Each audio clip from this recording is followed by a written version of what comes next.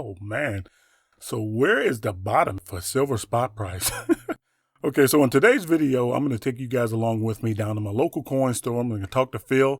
He's my local coin store owner. He has decades of experience with spot price and buying and selling physical bullion. And so we're going to talk to him a little bit and get his opinion on where he thinks spot price is headed and how that's going to affect the value of our physical bullion.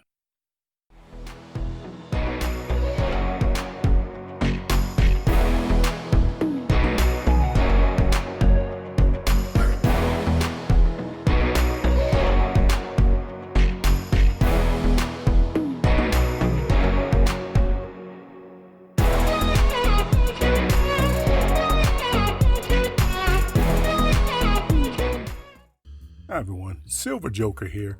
So I know I preach this all the time and I do get comments where people tell me that I sound like a broken record. You guys know how I feel about spot price. You know that I really don't consider spot price to be the value of my physical bullion. But what I want to stress to you guys, and I think the point of most of the videos that I make is when they talk about silver going to $100 an ounce or $200 an ounce or even greater, it doesn't matter if silver does all these things for silver to be a benefit for you. It's great if it does, but the motivation for you in stacking silver, at least from my point of view, is to have a safe place to put your hard-earned wealth free of a lot of outside influences directly influencing your wealth. And so that's what really the value of physical bullion is. That's where the value comes from. For me, the peace of mind and knowing that a lot of the financial burdens that we're all going to face in the future are going to be offset to a certain degree by us putting physical silver in our stacks now, owning it now. And that's really the point I'm trying to make in my videos. And sometimes I sound like a broken record when I do that, but I think it's important that even if just a few people who watch my videos, if that just changes your perception just a bit, and you can see silver as a benefit beyond what it's costing you to put it in your stack, then I believe I've done my job, at least for that video. Let's go down to my local coin store and let's talk to Phil about his take on what's going on with the price and value of physical bullion. All right, Phil. So here we are, man. What's going on? What's going on with silver? I think the distribution supply has caught up with the demand. Okay. And I think that's kind of where the physical silver is right now. We have starting to see at least a little bit of the demand kind of wane, like I say, with some of the new buyers that jumped into the market. They've either gotten their fill of however much they wanted, or they've got a little discouraged on the fact of what they were buying, and now they're looking at their holdings and realizing it might be $1 or $2 off from what they bought it for. It might discourage more buying.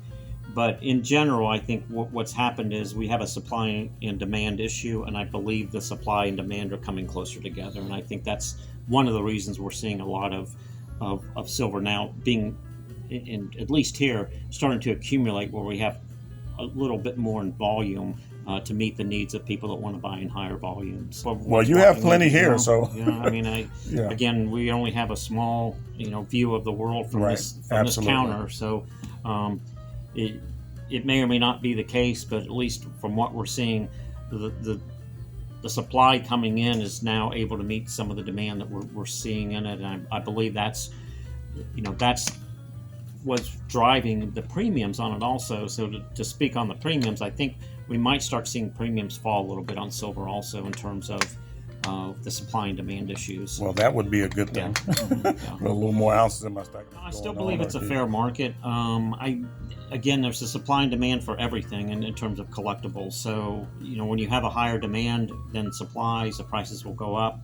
When the supply reaches the demand, the prices either stabilize or go down.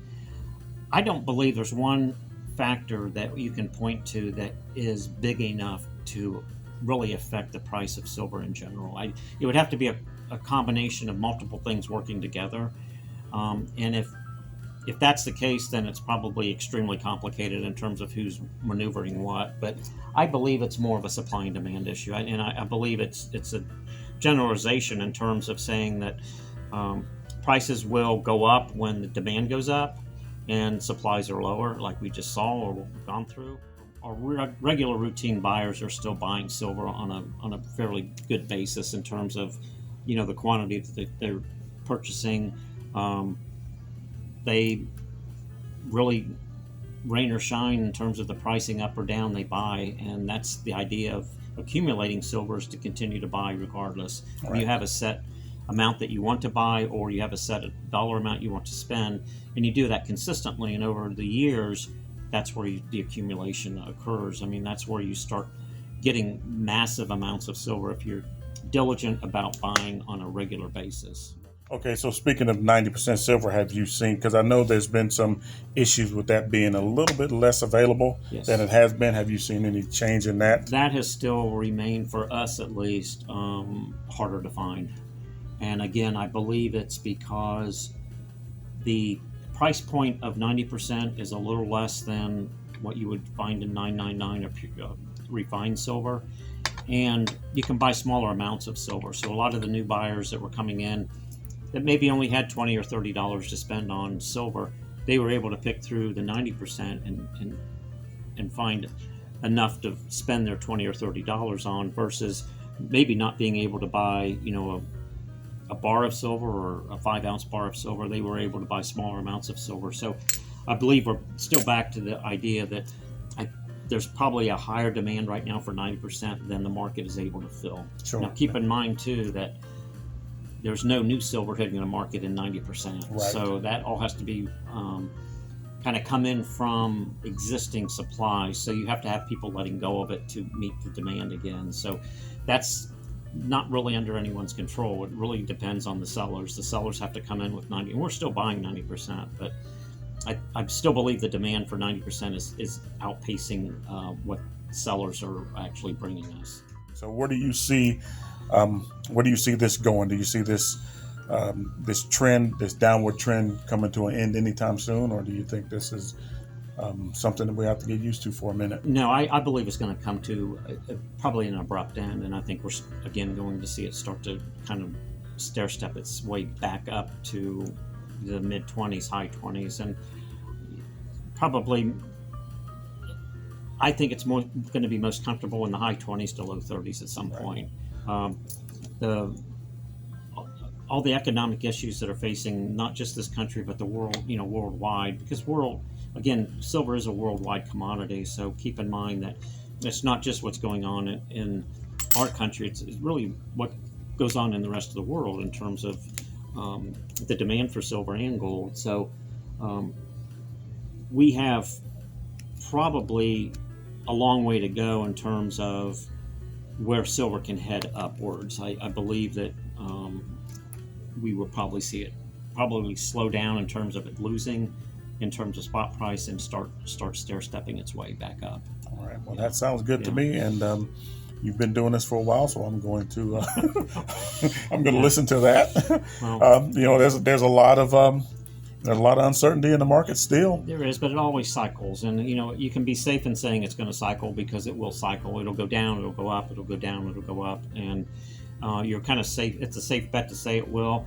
Dependent on a certain number is kind of stepping outside of really anybody's expertise, because nobody really knows where it's going to be headed. But in terms of it cycling, yes, you're going to buy it, and sure, down the road, if you buy silver, you're able to point to a point in time after you bought it that it's lower than what you paid for it, and there'll be a time after you bought it, there'll always be a time there that you're able to point that's worth more than what you paid for it. So it'll always cycle through there. I wouldn't get too upset about the cycling issue. It will always do that. Gold will do that also, and I know people get upset when it goes down, but like anything else, unless you sell it and take a loss, there's really no loss involved. Absolutely, because you're going to recoup that when it goes back up. Mm-hmm. That's just the way it is. Yeah. All right, Phil. Well, I appreciate that. Kind of short conversation today. We're going to just keep on doing what we're doing. I mean, the thing is wherever silver goes, and I'll say this in just about every video, wherever silver goes, you will not be able to take advantage of it if you don't have it. And that's the important thing, at least for me. And it's always going to have value. Honestly, dealers should be paying a little bit of a premium in terms of getting your silver also. It shouldn't be that because it goes down, all of a sudden that's the mark that you need to sell at. There still is a premium associated with silver, and there's still quite a bit of a spread between what you can get for your silver, what you have to pay for silver, and where spot price is kind of sitting right now. So even though spot's down, it's not an indication of this physical silver market right now. I wouldn't say that it's a depressed market by any stretch of the imagination. Right. I still think it's in demand. I still think it's a value. I still think it's a long-term good asset to hold. All right. I agree completely. Yeah. All right. Well, thanks a lot, Phil. And, we'll talk some more later. Okay, Appreciate great. it. Thank you. All right. So there you have it. The thing is, silver is important enough for you to kind of overlook where spot price says the price is, because spot price is going to change. You know what's not going to change? That ounce of silver. It's always going to be an ounce. And that's what makes silver such a benefit for us long-term stackers. Anyway, I appreciate you guys stopping by. Keep stacking. Peace.